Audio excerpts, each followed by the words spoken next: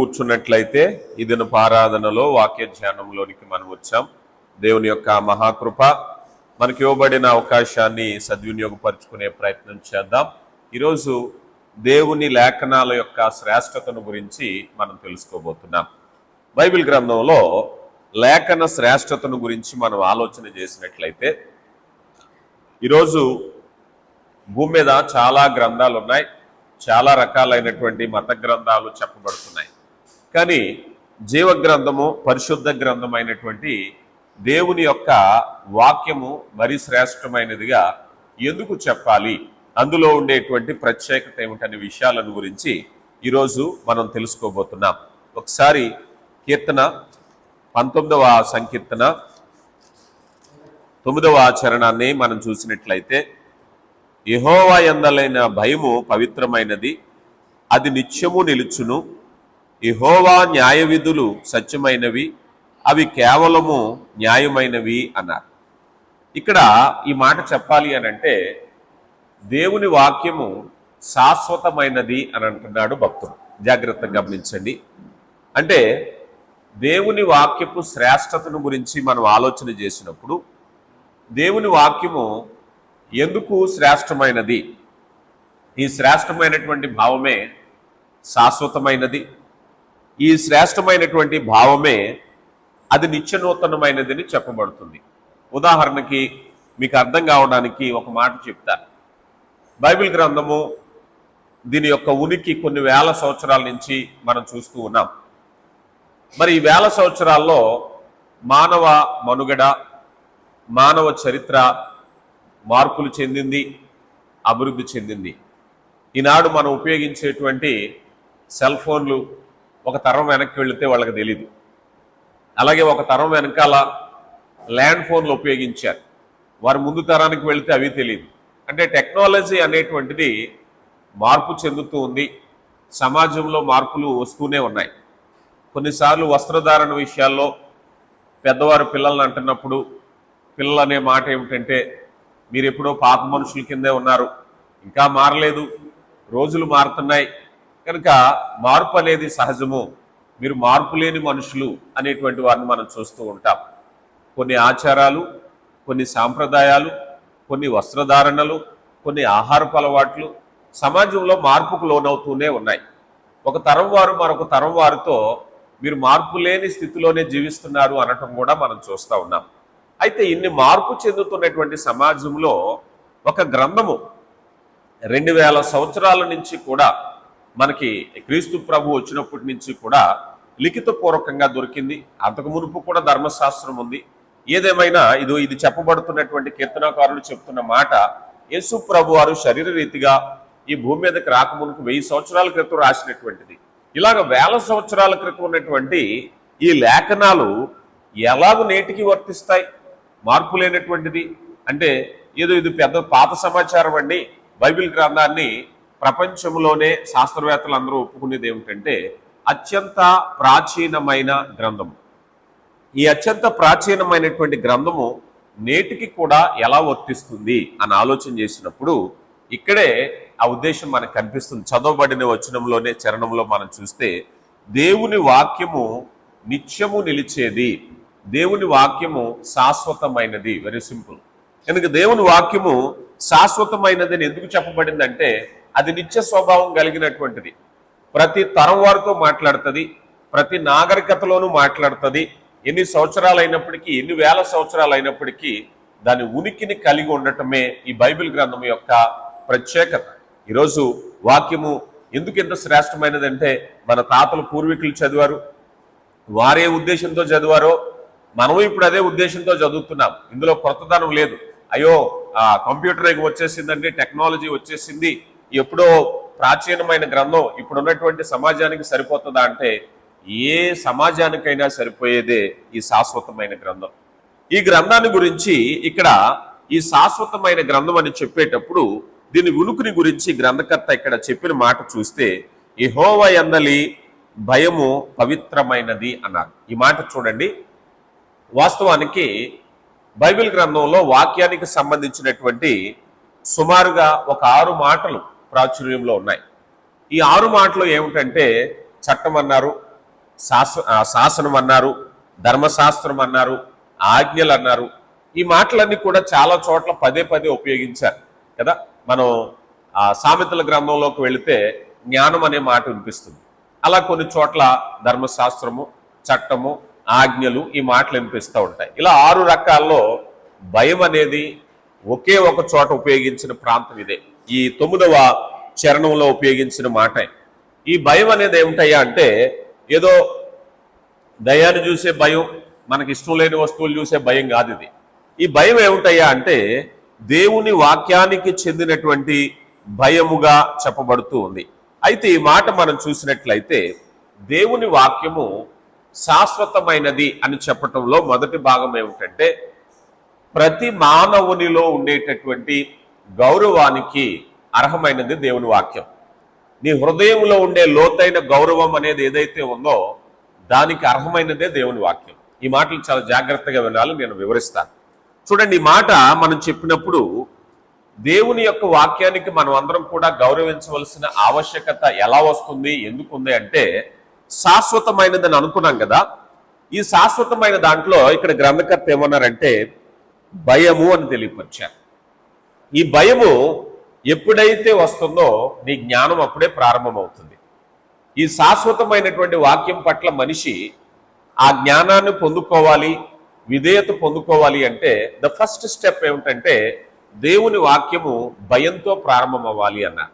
సాధారణంగా చాలా మంది మనం చూస్తూ ఉంటాం, అనుభవజ్ఞులైన వారు మాకు బైబిల్ గ్రంథంలో చాలా విషయాలు తెలుసు కనుక చాలా గర్వంగా ఉన్నాము అని అనుకుంటూ ఉంటారు. కానీ వాస్తవానికి దేవుని గ్రంథంలో జ్ఞానం పొందుకోవాలి అంటే ద ఫస్ట్ స్టెప్ ఏమిటంటే భయం. దేవుని వాక్యము శాశ్వతమైనదని, యథార్థమైనదని, అది దేవుని యొక్క ఉనికి, ఆయన స్వభావంలో నుంచి వచ్చిందని, ఆయన ఊపిరి ఊదగా కలిగింది వాక్యమని, ఆయన మాట్లాడుతుండగా మేము వింటున్నామనే భయం ఎప్పుడైతే వస్తుందో ఈ గ్రంథంలో సమాచారం మనకు అర్థమవుతుంది. లేకపోతే లోకంలో ఎన్నో పుస్తకాలు చదివినట్టే బైబిల్ గ్రంథాన్ని చదివిన వాళ్ళు ఉన్నారు, న్యూస్ పేపర్ చదివినట్టు బైబిల్ గ్రంథాన్ని చదివిన వారు ఉన్నారు.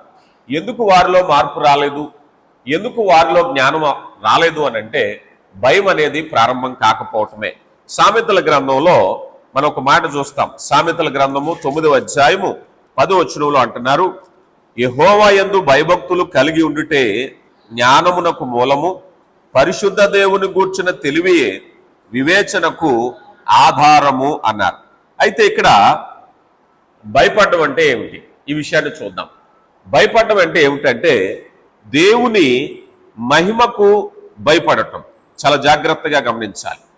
ఏ వాక్యాన్ని వింటున్నామో ఆ వాక్యము దేవుని పలికిన మాటలని, దేవుడు నా కొరకు ఉద్దేశించిన మాటలని, మనం వింటున్న మాటల పట్ల మనకు భయం ఎప్పుడైతే వస్తుందో ఆ జ్ఞానాన్ని మనం పొందుకుంటూ ఉంటాం. కనుక ఒక వ్యక్తి ఆ భయం అనేటువంటి దృక్పథంలోనికి రానంతసేపు ఎప్పటికీ దేవుని జ్ఞానాన్ని పొందుకోలేడు. రైట్?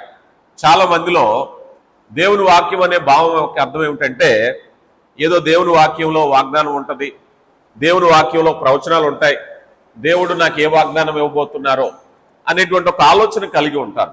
కానీ దేవుని వాక్యం ఎలాంటిదంటే నిర్మలమైనది, శ్రేష్టమైనది, భయభక్తులతో అది కలిగి ఉంటాం.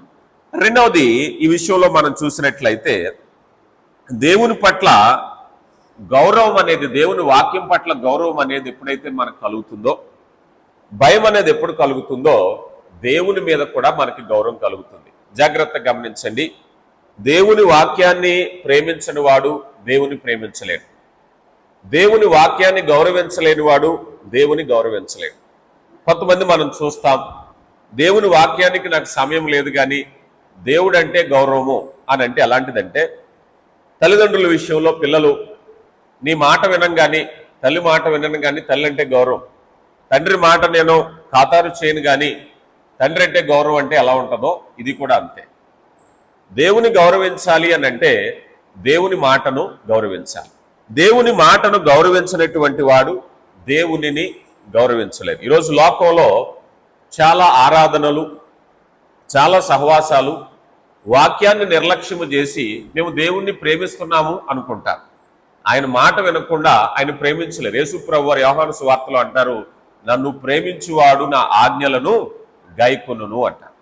మనం దేవుని ప్రేమించామంటానికి సాదృశ్యం ఏమిటి చెప్పండి. మనం ఉదాహరణకి ఏదైనా ఒక న్యూస్ సమాచారాన్ని ఇష్టపడుతున్నామంటే మనం ఆ ప్రోగ్రామ్కి ఎడిక్ట్ అయిపోతాం. ఎక్కువగా ఆ ప్రోగ్రామ్ని చూస్తూ ఉంటాం, వింటూ ఉంటాం, ఎదురు చూస్తూ ఉంటాం. ఎన్నిసార్లు విన్నప్పటికీ ఇంకా ఆసక్తిగా ఉంటుంది. అంటే దాని పట్ల నీ దృక్పథము అనుకూలంగా ఉందని. దేవుని పట్ల నీ దృక్పథం అనుకూలంగా ఉంటే నువ్వు వాక్యాన్ని వింటావు. అందుకే కీర్తనకారుడు దివారాత్రములు యెహోవా వాక్యమును ధ్యానించేదను అన్నారు. బికాస్ అతడు దేవుని ప్రేమిస్తున్నాడు కనుక. దేవుని ప్రేమించే వారిని ఎలా మనం చూడగలం? వారు దేవుని మాట పట్ల గౌరవం కలిగి ఉంటారు. దేవుని ప్రేమించే వారిని మనం ఎలా కనుగొనగలం? దేవుని మాట అంటే వారు చెవుని పెడతారు, ఆ మాట వినడానికి ఇష్టపడుతున్నారు. సో మనం వాళ్ళ క్వాలిటీని బట్టి వారు దేవుని ప్రేమించేవారు అని చెప్పగలుగుతాం. అంతేగాని నాకు దేవుని వాక్యం వినడానికి టైం లేదు కానీ నాకు దేవుడు అంటే ఇష్టం అంటే వాస్తవానికి విరుద్ధంగా ఉంటుంది. సో మనం దేవుని వాక్యాన్ని వింటున్నామంటే దేవుని వాక్యాన్ని గౌరవిస్తున్నాం. అంటే నీ దృక్పథమే, నీ వైఖరే దేవుని పట్ల నీకుండే వైఖరిని కనిపించేది. 111వ సంకీర్తనలో 10వ చరణంలో 111వ సంకీర్తన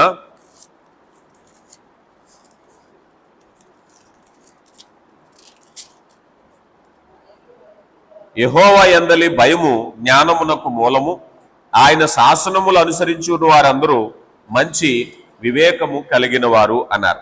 కనుక యెహోవా యందలి భయము ఏం చేస్తుందయ్యా అన్నట్లయితే జ్ఞానమునకు మూలం కదా. దీన్నే ప్రసంగి గ్రంథకర్త కూడా చక్కగా అన్నారు కదా. కట్టడల గురించి మాట్లాడుతూ మనకి ఈ గ్రంథం చివరిలో 12వ అధ్యాయం 13వ వచనంలో అంటారు, ఇదంతయు వినిన తర్వాత ఫలితార్థం ఇదే, దేవుని యందలి భయభక్తులు కలిగి ఉండి ఆయన కట్టడలను అనుసరించి నడుచుకున్న వాళ్ళను మానవ కోటికి ఇదే విధి అన్నారు. కనుక ఆయన ఆజ్ఞలను ప్రేమించేవాడు దేవుని ప్రేమిస్తున్నాడు, ఆయన ఆజ్ఞలను వినేవాడు ఆ కట్టడాలను గైకొంటున్నాడు. ఇన్ కేస్ మన జీవితంలో ఆజ్ఞల పట్ల నిర్లక్ష్యం కలిగి ఉంటే అసలు మనం ఆజ్ఞలే వినలేదు అనుకుందాం. పాటించడం ఎలా తెలుస్తుంది? ఉదాహరణకి ఏదైనా ఒక కొత్త రూల్ వచ్చింది, ఒక వాహనాన్ని నడుపుకుంటూ వెళితే ఇదిగో ఇక్కడ సిగ్నల్ ఉంది, ఇది సిస్టమ్ ఉంది అని అన్నప్పుడు మనకు తెలియనప్పుడు వెళితే పోలీసు వారు పట్టుకుని ఇదిగో నీకు సమన్ వేస్తున్నావు, నువ్వు రాంగ్ రూట్లో వచ్చావు, నాకు తెలియదేనంటే తెలుసుకోవాల్సిన బాధ్యత నీది. ఈరోజు లోకము దేవుని వాక్యాన్ని ఎందుకు వినాలి అంటే దేవుడు తన యొక్క ఉద్దేశాలను గ్రంథంలో ఉంచారు, దేవుడు తన సంకల్పాన్ని గ్రంథంలో ఉంచారు. అందుకని దేవుని యొక్క చిత్తంలో దేవుని వాక్యము శాశ్వతమైనదని చెప్పేటప్పుడు ఆ దేవుని వాక్యము స్థిరమైనది గనక నీ హృదయములో దేవుని వాక్యానికి గౌరవించే మనసు కలిగి ఉండాలి. ఇక రెండవది మనం చూసినట్లయితే దేవుని వాక్యము శాశ్వతమైనది, ఎందుకంటే అది శ్రేష్టమైనది. చూడండి, ఆహార పదార్థాల విషయంలో ఏదైనా ఒక ఆహార పదార్థాన్ని నిల్వ ఉంచాలంటే ఏం చేయాలి? అది శ్రేష్టమైనదిగా ఉండాలి. లేదు శ్రేష్టమైనదిగా లేదు. ఉదాహరణకు మనం అనుకుందాం, ఒక ఆవకాయ పచ్చడి పెట్టాం, అందులో ఏదైనా తేడా జరిగితే ఇమ్మీడియట్గా ఫంగస్ వచ్చేస్తుంది. అది ఎక్కువ కాలం నిల్వ ఉండాలి అంటే శుభ్రంగా ఉండాలి. ఏదైనా ఒక పదార్థాన్ని ఎక్కువ కాలం నిల్వ ఉంచాలి అంటే అది శుభ్రమైనదిగా ఉంటే ఎక్కువ కాలం నిల్వ ఉంటుంది. అది శుభ్రం కాకపోతే త్వరగా పాడైపోతుంది. దేవుని వాక్యము ఎంత శాశ్వతమైనదంటే వేల సంవత్సరాల నుంచి కూడా ఈ వాక్యము స్థిరంగా ఉందంటే మీరు గమనించండి. కొన్ని సిద్ధాంతాలు లోకంలో వస్తూ ఉంటాయి, చాలా ప్రాచుర్యం పొందుతాయి, మళ్ళీ అనతి కాలంలోనే సైలెంట్ అయిపోతూ ఉంటాయి. అలాంటి మతాలు కొన్నిటిని మనం చూసాం, వారి పేర్లు ప్రస్తావించడం కూడా మనకు మంచిది కాదు. కానీ కొంతకాలాల్లో చాలా విపరీతమైనటువంటి అభివృద్ధి చెందుతూ ఉంటాయి. ఆఖరికి మన క్రైస్తవుల్లో కూడా కొంతమంది కొత్త సిద్ధాంతాలతో వస్తూ ఉంటారు. ఈ సిద్ధాంతాలతో వచ్చి పెద్ద ప్రాచుర్యం పొందుతారు, అబద్ధమైన మాటలు చెప్పి ప్రజలు ఆకర్షింపబడతారు, మరలా అనతి కాలంలోనే వాళ్ళు కాస్త సైలెంట్ అయిపోతూ ఉంటారు. కానీ అది శాశ్వతం కాదు. శాశ్వతమైనది ఏమిటయ్యా అంటే దేవుని వాక్యం. దేవుని వాక్యం ఎందుకు శాశ్వతంగా ఉంది అని అంటే అందులో స్వచ్ఛత ఉన్న గనక వేల సంవత్సరాలైనా దాని వన్నీ తగ్గదు. దేవుని వాక్యం మన పూర్వీకులు చదివారు, మన తాత ముత్తాతలు చదివారు, మనము చదువుతున్నాం, మన తర్వాత తరాలు కూడా చదువుతున్నాయి. వాట్ ఈజ్ సీక్రెట్ అంటే దేవుని వాక్యము శ్రేష్టమైనది కనుక అది శాశ్వతంగా నిలబడుతుంది కదా. ఈనాటికి ముద్రణా యంత్రాంగం కనిపెట్టినప్పటి నుంచి ఇప్పటికీ కూడా అత్యధిక గ్రంథాలు ముద్రింపబడుతుంది బైబిలే. అంత ప్రాచుర్యం పొందింది. కారణం ఏమిటంటే అందులో ఒక శ్రేష్టత ఉంది కదా. ఆ శ్రేష్టత ఎలాంటిదయ్యా అంటే ఎప్పటికీ కూడా నిలిచి ఉండేటటువంటిది. ప్రియులారా గమనించండి.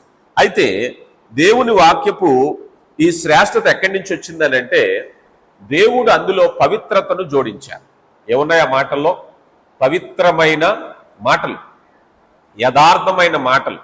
చూడండి, కొన్నిసార్లు ప్రజానాయకులు కానీ మత నాయకులు కానీ ప్రజలను ఆకర్షించడానికి ఏం చేస్తారంటే ఏవో కొన్ని మాటలు చెప్పి ప్రజల్లో వారు మంచి పేరు ప్రఖ్యాతులు సంపాదించుకుంటారు. కొంతకాలానికి అది నిజం కాదని తేలిపోయింది అనుకోండి, వాళ్ళ పేరు కాస్త మళ్ళీ డౌన్ అయిపోతూ ఉంటారు. ఇలాంటి చాలా మంది నాయకులు మనం చూసాం. కానీ దేవుడు గ్రంథంలో శాశ్వతమైన పవిత్రతను ఉంచారు. అది ఎప్పటికీ కూడా పవిత్రత కోల్పోలేదు. కొన్నిసార్లు అబద్ధ బోధకులు అంటాం. అంటే ఈ బైబిల్ పట్టుకుని తప్పుడు బోధించే వాళ్ళు ఉంటారేమో కానీ బైబిల్ ఎప్పుడు పవిత్రమైనదే. బైబిల్ ఎప్పుడు కూడా పవిత్రమైనదే. బైబిల్లో లేని విషయాలు, ఏవేవో విషయాలు కల్పిత కథలుగా చెప్పి అబద్ధ బోధకులు సొసైటీలో మనం చూస్తున్నాం. కానీ దేవుని యొక్క వాక్యానికి ఉండేటువంటి గొప్పతనం ఏమిటంటే పవిత్రమైనది అన్నారు. చూడండి, దాన్ని గ్రంథకర్త ఎలా వర్ణించారు అంటే 12వ సంకీర్తన 6వ చరణంలో, యెహోవా మాటలు పవిత్రమైనవి, అవి మట్టి మోసలో 7 మారులు కడిగి ఊదిన వెండి ఎంత పవిత్రములు అన్నారు. ఎలాంటివట? 7 సార్లు కడిగితే ఎంత పవిత్రంగా ఉంటాయో అంత పవిత్రమైనది అన్నారు. చూడండి, ఇశ్రాయేలు ప్రజలు ఆరాధనలో ధర్మశాస్త్రానికి చాలా ప్రాధాన్యత ఉపయోగించేవారు. బికాస్ వాళ్ళ దృష్టిలో ఆరాధనలో ఉండే అనేక ఉపకరణాలు ఉండే, ఆరాధనలో అనేక ఆచారాలు ఉండే, వారికి బలి అర్పణలు ఉండే. అన్నిటికంటే ధర్మశాస్త్రం చాలా విలువైనది. ఎందుకు ధర్మశాస్త్రం విలువైనది అని అంటే పవిత్రమైన వస్తువు ఆరాధనలో ఉంచాలి అంటే ధర్మశాస్త్రం కంటే పవిత్రమైనది మరొకటి లేదు వాళ్ళు చేసేటువంటి కార్యకలాపాల్లో. ఆనాడు ఇశ్రాయేలు ప్రజలే కాదు, ఈరోజు మనం కూడా నీ ఆరాధన పవిత్రంగా ఉండాలి అంటే పవిత్రతలో ఉండవలసినది ఏమిటయ్యా అంటే వాక్యం. ఈరోజు మనకి సౌండ్ సిస్టమ్ ఉండొచ్చు, లేకపోవచ్చు, మ్యూజిక్ సిస్టమ్ ఉండొచ్చు, లేకపోవచ్చు, ఏసీలు ఉండొచ్చు, లేకపోవచ్చు, బిల్డింగ్లు ఉండొచ్చు, లేకపోవచ్చు, కానీ నీ ఆరాధనలో పవిత్రమైనటువంటిది ఏమిటయ్యా అంటే వాక్యం. అందుకే ఈరోజు చాలా చోట్ల వాక్యం కరువైపోతుంది. కారణం ఏమిటి? పవిత్రత లేని ఆరాధనలు చేస్తున్నారు. కార్యక్రమాలు పెట్టడం, రకరకాలైనటువంటి సంభాషణలతో నింపుతున్నారు తప్పించి ఆరాధనలో పవిత్రమైనటువంటి వాక్యం ఉంచాలి. అందుకే ఇశ్రాయేలీయులకి పవిత్రమైనది 7 మారులు కడిగబడినటువంటి మోసవేయబడిన వెండితో సమానం. నీ ఆరాధనలో ఏముండాలి అని అంటే వాక్యం ఉండాలి. ఈరోజు ప్రతి ఒక్కరం కూడా మనం ప్రశ్నించుకుంటే అయ్యా మా ఆరాధనలో అది ఉంది, ఇది ఉంది, ఇది ఉంది, ఏవో ఉందో చెప్తున్నారు. కానీ పవిత్రమైనది ఉండాలి నీ ఆరాధనలో అంటే వాక్యం వినాలి, వాక్యము ప్రకటించబడాలి, వాక్యము ధ్యానించబడాలి, వాక్యము వినాలి, వాక్యము స్వీకరించాలి. అలా వాక్యము ఎక్కడైతే పంచబడుతుందో, ఎక్కడైతే స్వీకరించబడుతుందో అది పవిత్రమైన ఆరాధన. పిల్లలు గమనించండి. ఎందుకనంటే దేవుడు ఈ వాక్యాన్ని శాశ్వతంగా ఉండడానికి పవిత్రమైనదిగా పెట్టారు. ఎందుకు ఎంతకాలం నిలిచింది? అందులో ఉండే పవిత్రత.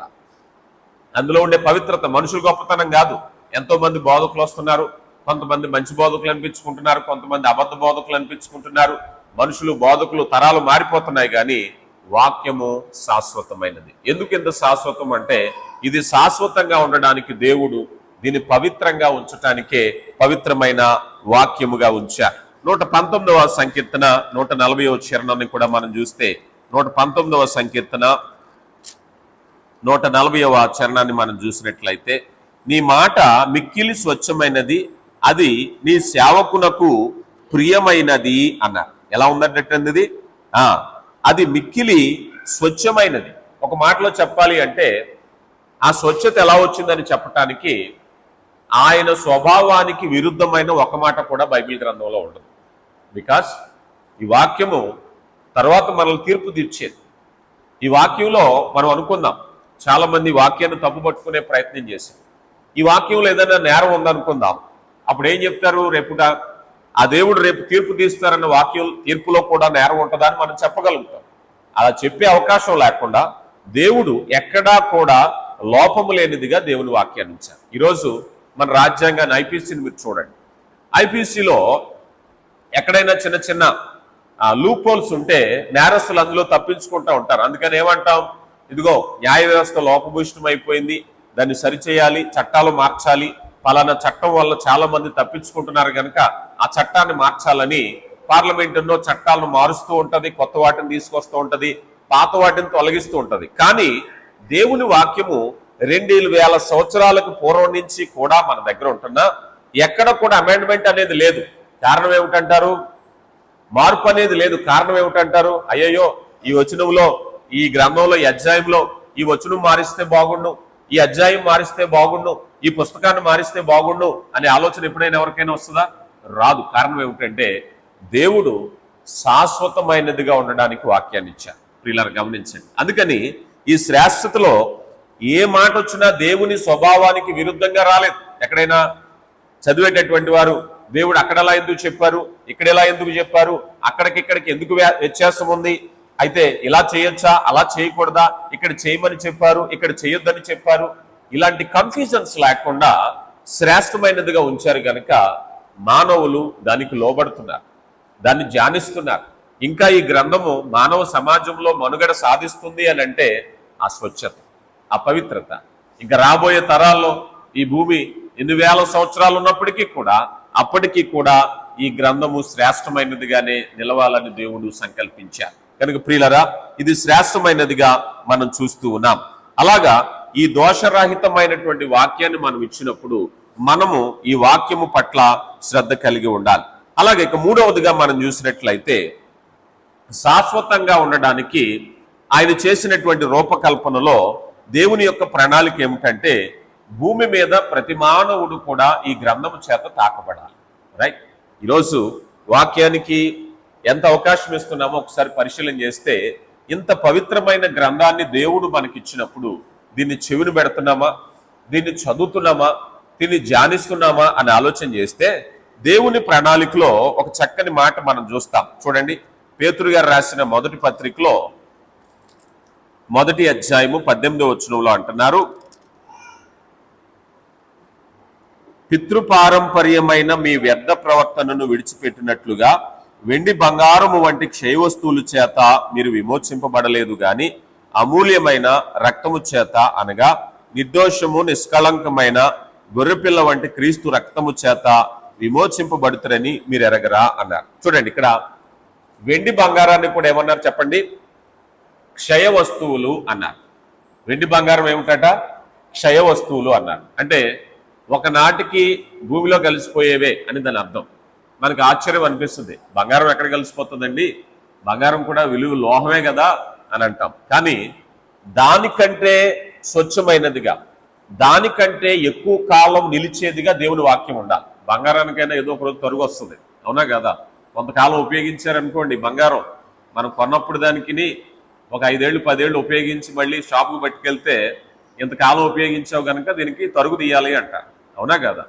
కానీ దేవుని వాక్యము నిత్యనూతనం, దేవుని వాక్యం. అందుకే అంటున్నారు వెండి బంగారము వంటి క్షయ వస్తువులని ఒక మాటలో తేల్చి పడేశారు.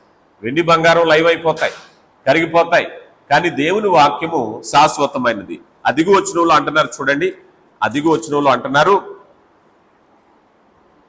24, సర్వశరీరులు గడ్డిలను పోలిన వారు, వారి అందమంతయు గడ్డి పువ్వు వలె ఉన్నది, గడ్డి ఎండును దాని పువ్వు రాలును, అయితే ప్రభు వాక్యము ఎల్లప్పుడూ నిలుచును అన్నారు. చూడండి, సర్వశరీరులు ఎలాంటి వారట? గడ్డిని పోలిన వారు కదా. వారి అందం అంతా, వారి అందం ఏమన్నారు? పువ్వు. శరీరం ఏమో గడ్డి అయితే అందమేమో పువ్వు. అంటే మీకు అర్థం కావటానికి ఒక మొక్క మొలిచింది, ఆ మొక్క దాని జీవిత కాలంలో కొన్ని పువ్వులు వస్తాయి పడిపోతూ ఉంటాయి, అంతే కదా. ఈ పువ్వుకిని మొక్కకి పోల్చుకుంటే ఈ పువ్వు కంటే మొక్క కొద్దిగా ఆయుష్ ఎక్కువ ఉంటుంది కదా. పువ్వు త్వరగా వాడిపోతుంది, అందుకే దాన్ని అందంతో పోల్చారు. మనిషి పుట్టినప్పటి నుంచి మరణించే వరకు, బాల్యం నుంచి వృద్ధాప్యము మరణం మధ్యలో యవ్వనం అనేది కొద్ది పరిమిత కాలమే కదా. అంటే ఈ గడ్డే నిలబడదు, గడ్డే వాడిపోయేది, శరీరమే నిలబడదు, దానికి ఉన్న అందం కూడా చాలా అల్పకాలమైనటువంటిది. అందుకని అంటున్నారు గడ్డి వాడిపోతుంది, పువ్వు రాలిపోతుంది. అంటే మానవుడు కూడా శాశ్వతుడు కాదు. ఈ గ్రంథము కీర్తన గ్రంథం రాసినటువంటి కీర్తనాకారుడు వేల సంవత్సరాల క్రితం రాశారు ఆ మాటను. ఆయన కూడా గడ్డి ఎండిపోయింది. సొలొమోను గారు గొప్ప అందగాడు, ఆయన వస్త్రాలు చాలా విలువైనవి, ఆయన ఆహారం విలువైనటువంటిది, ఆయన సంపన్నుడు. అలాంటి వాడు ఏమైపోయాడు? ఆ పువ్వు వాడిపోయింది, పువ్వు రాలిపోయింది, గడ్డి వాడిపోయింది, మన్నైనది వెనకటి వల్లే మనులా మారిపోయింది. కానీ ఆనాటి గ్రంథపు ఆ లేఖనాలను ఈరోజు కూడా మనం చదువుతున్నాం. వారు చదివినటువంటి లేఖనాలని దావీదు గారు ఏ కీర్తనలు అయితే రాసి ఆలపించుకుని ధ్యానించారో వాటినే ఇప్పటికీ మనం ధ్యానిస్తున్నాం. అవే దేవుని ఉనికి కలిగిన లేఖనాలు. ఎందుకు ఈరోజు దేవుని వాక్యము శ్రేష్టమైనదిగా చెప్తున్నామంటే, ఈరోజు శ్రేష్టమైనదిగా ఉండాలి అని అంటే మీరు ఎప్పుడైనా గమనించండి, ఒక పళ్ళే కానీ కూరగాయలే కానీ అవి భద్రపరచాలి, కోల్డ్ స్టోరేజ్లో పెట్టాలి అంటే అవి మచ్చ లేకుండా కుళ్ళు లేకుండా చూడాలి. అవి ఉంటే వరకే పాడైపోతాయి. మనిషి అయినా ఆరోగ్యవంతుడైతే ఎక్కువ కాలం బ్రతుకుతాడు, అనారోగ్యం ఉంటే ఎక్కువ కాలం బ్రతకడని సమాజంలో మనం అనుకుంటాం కదా. ఈరోజు దేవుని వాక్యపు శ్రేష్టత ఎంత గొప్పదంటే, అది సర్వశరీరమునకు ఆరోగ్యాన్ని ఇచ్చేది, నీ ఎముకలకు బలాన్ని ఇచ్చేది. సో పవర్ఫుల్ దేవుని వాక్యం. ఈరోజు దేవుని వాక్యపు శ్రేష్టత ఎందుకున్నదయ్యా అన్నట్లయితే, దేవుని వాక్యం చదివిన వారు బాగుపడుతున్నారు, జీవితాలు మార్చబడుతున్నాయి, ఆరోగ్యం పొందుకుంటున్నారు. యెషయా గ్రంథంలో ఒక చక్కని మాట అంటారు, మీరు స్వస్థత పొందకుండునట్లు మీరు ఆయన వాక్యమును వినుటలేదు అంటారు. స్వస్థత ఎక్కడ ఉందట? దేవుని వాక్యంలో ఉంది. ఈరోజు చాలా మందికి తెలియదు. వాక్యము ఎప్పుడైతే నువ్వు వాక్యానికి చెవునిస్తున్నావో స్వస్థత శీఘ్రంగా వస్తుంది. మరో చోట ప్రభువారు అంటారు కదా, తన వాక్కును పంపి వారిని స్వస్థపరిచెను. వాక్యం వాల్యుబుల్, శాశ్వతమైనది. మనం ఎప్పుడైనా ఆలోచన చేస్తే, ఈ గ్రంథం దగ్గరకు వచ్చినప్పుడు, దేవా ఈ గ్రంథాన్ని వేల సంవత్సరాల నుంచి నిత్యనూతనంగా వాడబారంగా ఉంచావంటే ఎంత దివ్య ఔషధం ఇది. ఇది మనిషికి ఆరోగ్యాన్ని ఇచ్చేటటువంటిది కదా. ఈరోజు యేసు ప్రభువుని గురించి అంటారు, ఆయన వాక్యమైన దేవుడు. యోహాను సువార్త 1వ అధ్యాయం 1వ వచనం, ఆది యందు వాక్యము ఉండెను, వాక్యము దేవుని యందు ఉండెను, వాక్యమే దేవుడై ఉండెను. ప్రకటన గ్రంథంలో ఆయనకు వాక్యమని పేరు కలదు అంటారు.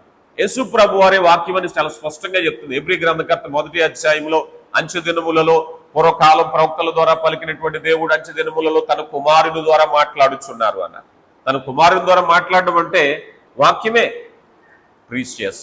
అంటే దేవుని వాక్యపు శ్రేష్టత మనం తెలుసుకున్నట్లయితే ఆ విలువను మనం పొందుకోవటానికి అవకాశం ఉంటుంది. కనుక ప్రియులారా, వెండి బంగారం అటువంటి వస్తువులు క్షయమైనవి, గడ్డి రాలిపోతుంది, పువ్వు వాడిపోతుంది, కానీ ఆయన వాక్యము నిరంతరము నిలుచును. కారణం ఏమిటంటే, ఆ నిరంతరము నిలిచేలాంటి స్వచ్ఛతను, పవిత్రతను దేవుడు వాక్యంలో ఉంచారు. ఇక చివరిగా మనం చూసినట్లయితే, దేవుని వాక్యము అక్యురేట్ అన్నారు, అంటే ఖచ్చితమైనది. మనం కొలమానాల్లో ఉపయోగిస్తాం కదా, చాలా ఖచ్చితమైనది. కొన్ని ప్రమాణాలు, కొన్ని ఆహార పదార్థాల్లో చూస్తే ఇది ఒరిజినల్లా కాదా అంటాం. ఈరోజు నెయ్యి చూడండి, నెయ్యి చూస్తే ధారాళమైన నెయ్యి ఎక్కడ చూసినా. పూర్వం నెయ్యి పాలు దొరకాలంటే చాలా కష్టంగా ఉండేది. ఊళ్ళల్లో ఊరి నిండా ఆవులు గేదెలు ఉండేవి, అయినా కూడా లిమిటెడ్గానే దొరికేది. కానీ ఏ ఊళ్ళోని గేదెలు లేవు, ఆవులు లేవు, కానీ ఇప్పుడు ధారాళంగా దొరుకుతుంది కదా.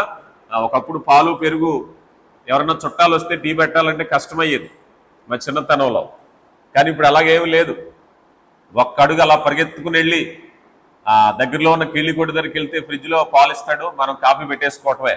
ధారాళమైంది, ఎక్కడి నుంచి వస్తున్నాయో తెలియట్లేదు కదా. అవి అక్యురేట్, ఖచ్చితమైనవా కాదా మనకు తెలియదు కదా. కొన్నిసార్లు చాలా మంది చెప్పేది ఏమిటంటే, ఆ ప్యాకెట్ పాలకి గేదెకి సంబంధం ఉండదట. ఇవన్నీ కూడా రకరకాలైనటువంటి. అయితే ఇక్కడ దేవుని వాక్యము శాశ్వతమైనది. ఎందుకంటే ఇట్స్ ఎ ఒరిజినల్. చాలా మంది వ్యాపారస్తులు ఒక మాట మాట్లాడుతూ ఉంటారు. వారి వ్యాపార సీక్రెట్ ఏమిటంటే, మేము స్వచ్ఛత అందించడానికి ప్రయత్నిస్తున్నాం కనుక మా వ్యాపారంలో ఇంత పోటీలో కూడా మేము నిలబడగలిగాము అంటారు. స్వచ్ఛత, క్వాలిటీ ఎప్పుడు కూడా మంచిదే. నువ్వు శాశ్వతంగా ఉండాలి, అక్కడ పని జరగాలి అంటే క్వాలిటీ మెయింటైన్ చేయాలి. ఒకవేళ కనుక నీ ప్రయత్నంలో క్వాలిటీ లేకుండా ప్రయత్నిస్తే ఏదో ఒక రోజు అది నకిలీ అని తెలిసింది అనుకుందాం, ఏమంటారు? ఈరోజు మన బెంగళూరులో ఒక భయంకరమైన స్కామ్ బయటపడ్డది. ఏమిటది? చాలా హోటల్స్లో చెప్పకూడదు, అది డాగ్ మీట్ను ఉపయోగిస్తున్నారట, కుక్క మాంసాన్ని ఉపయోగిస్తున్నారు. 1000 కేజీలు ఎంతో పట్టుకున్నారు. వెళ్ళే దారిలో 1000 కేజీల కుక్క మాంసాన్ని సీజ్ చేశారు. కారణం ఏమిటి? ఇప్పుడు అప్పటి వరకు అక్కడ తినడానికి ఎగబడినటువంటి వాళ్ళందరూ ఏమైపోతారు? 1000 కేజీలు అంటే ఒక రెస్టారెంట్ కాదు, మనం ఆలోచించవచ్చు ఎన్ని రెస్టారెంట్లో. అంటే అప్పటి వరకు మధురమైనది ఒక్కసారిగా నిజం తెలిసాక నేను పొద్దున్న నిజం వేసిన ఎవడో నమ్మడిక. నిజంగా బాబు మీ కళ్ళ ముందు మేకమాంసం తెచ్చామన్న కూడా ఎవరు కూడా నమ్మరు. హెల్తీ అనేది అలా ఉంటుంది. అందుకని ఇక్కడ ఆ మాటలు ఎందుకు చెప్పుకుంటున్నామంటే, దేవుడు వాక్యములో స్వచ్ఛతను అంటే ఖచ్చితత్వాన్ని ఉపయోగించారు. రండి 19వ సంకీర్తనలోనే 9వ చరణాన్ని మరొకసారి చదివితే, యెహోవా యందలి భయము పవిత్రమైనది, అది నిత్యము నిలుచును. యెహోవా న్యాయవిధులు సత్యమైనవి, అవి కేవలము న్యాయమైనవి అన్నారు. అంటే అక్యురేట్. మనం ఇందాక అనుకున్నాం, దేవుని మాటల్లో న్యాయమైనవి, ఖచ్చితమైన కొలమానము, యథార్థతను ఎందుకు దేవుడు ఉంచారంటే, రేపొద్దుట మనల్ని తీర్పు తీర్చేది ఆయన మాటలే అన్నారు. యేసు ప్రభు వారు అంటారు, మిమ్మల్ని తీర్పు తీర్చేవి ఈయన మాటలే అంటారు. అంటే ఈ వాక్య ప్రకారంగానే తీర్పు తీర్చబడాలి. చూడండి, ఉదాహరణకి మనకి ఇండియన్ పెనల్ కోడ్లో ఏదైనా నేరం వచ్చినప్పుడు అతడు నేరస్తుడా కాదా ఎలా నిర్ణయిస్తారు? అబ్బా ఇదిగో ఈ యాక్ట్లో లేకపోతే ఈ ఆర్టికల్లో ఇక్కడ ఇలా చెప్తుంది కనుక దీనికి విరుద్ధంగా ఆయన ప్రవర్తించాడు కనుక నేరస్తుడు. అంటే ఏ తీర్పు చెప్పినా ఐపీసీ తీయవలసిందే.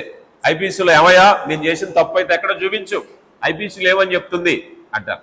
ఐపీసీలో తీసి అబ్బాయి ఇదిగో ఈయన ఇలాగ అంటున్నాడండి, ఈ ఆర్టికల్ ఇలా చెప్తుంది కనుక దీనికి వ్యతిరేకం, అదే నేరం. కోర్టులో జరిగేది అదే, ఐపీసీ ప్రకారంగా అతడు ఏ నేరం చేశాడు అనేది.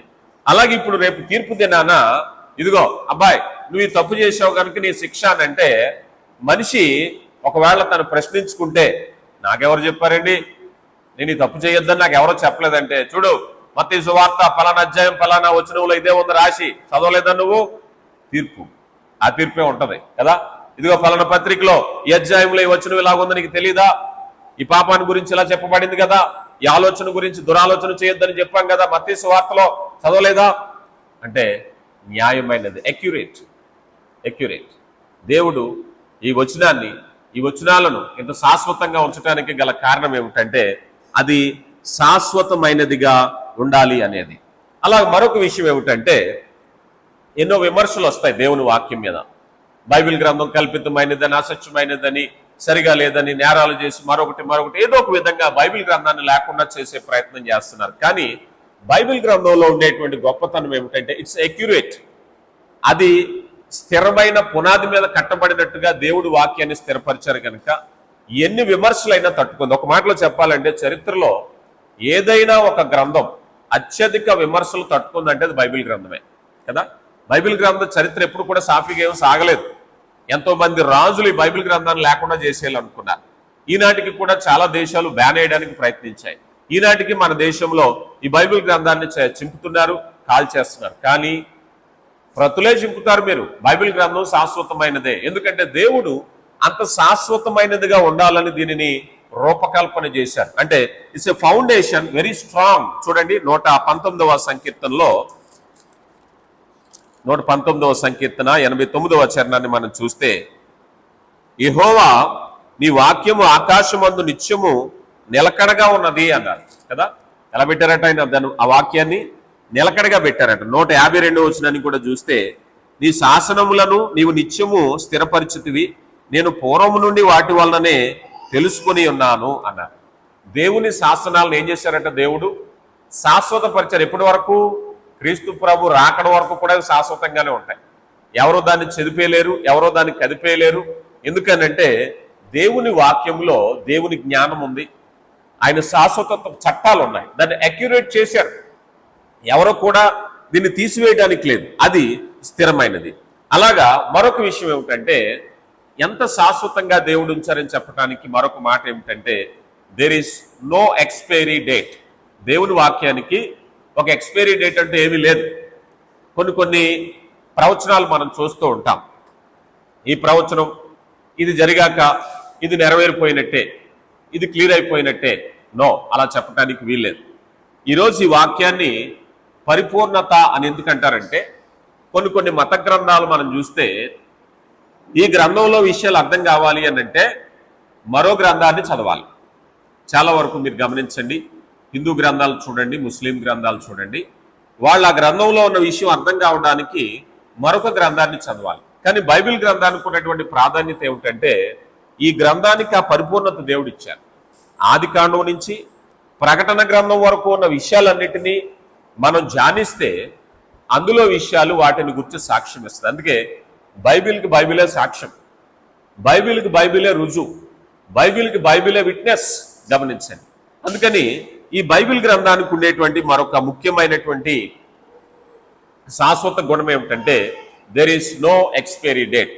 ఎప్పటికైనా అబ్బాయి కంప్యూటర్స్ వచ్చాక కాగితాలకి ఇక అవకాశం లేదన్నట్టుగా ఏదో ఒక రోజుకి ఈ భూమి మీద ఈ బైబిల్కి అవకాశం లేదనేటువంటి విధంగా కాకుండా దేవుడు దీన్ని ఎలా ఉంచారయ్యా అన్నట్లయితే శాశ్వత గ్రంథముగా ఉంచారు. చూడండి, దినవృత్తాంతాలు మొదటి గ్రంథము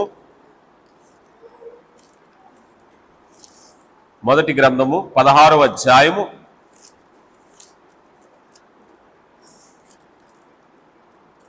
15వ వచనాన్ని మనం చూసినట్లయితే,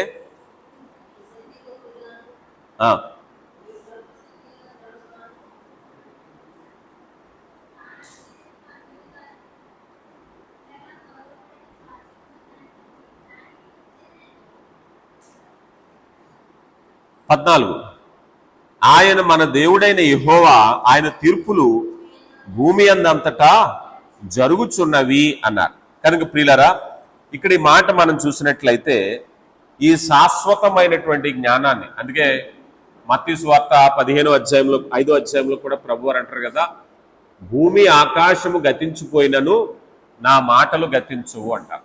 ఎంతవరకు ఉన్నాయట? భూమి ఆకాశము గతించిపోయినా.